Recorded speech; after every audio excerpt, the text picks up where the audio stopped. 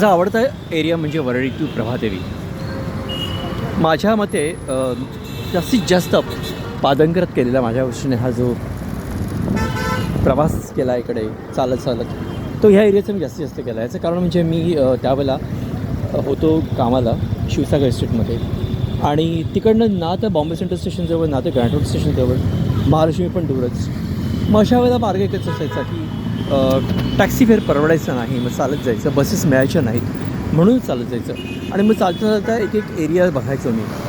मग ते हळूहळू वरळी यायचं, मग प्रभादेवी यायचं, मग दादर माझं आवडतं, आणि मग आणखीन थोडं चाललं का माटुंगा, आणि मग माटुंग्याला पुनश्च ट्रेन पकडायची, कारण तिथे मला जरा बरं वाटायचं की गर्दीत नसल्याचं एक समाधान असायचं. आणि त्यामुळे तो एरिया एवढा चालत चालत मी गेलो की त्यावेळच्या ज्या बिल्डिंग्स होत्या, पूर्वीच्या चाळी होत्या किंवा छोट्याशा बैठक अशा बिल्डिंग होत्या 2-1 मजल्याच्या, त्या मात्र हळूहळू आता चेंज होत आहेत आणि त्याच्या आधी अवाढव्य असे टॉवर येतात मोठे मोठे, आणि ते बघून बरंही वाटतं आणि कुठेतरी हरवल्यासारखं वाटतं की अरे हे आधी असं नव्हतं, आता कुठे आलं.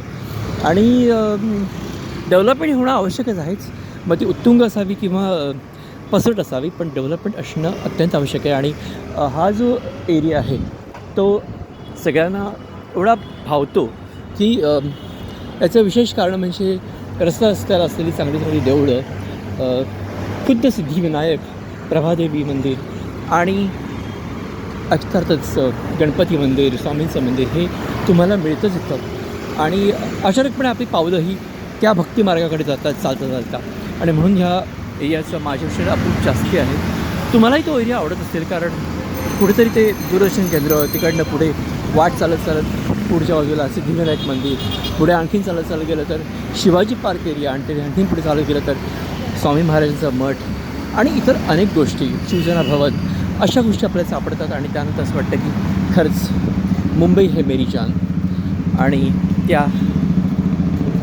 जाणत्या मुंबईच्या जानला नेहमी जिवंत ठेवणं हे आपलं कर्तव्य आहे. चला तर मग पुनश्च भेटूया, पुनश्च एकदा वेगळ्या रस्त्यावरती.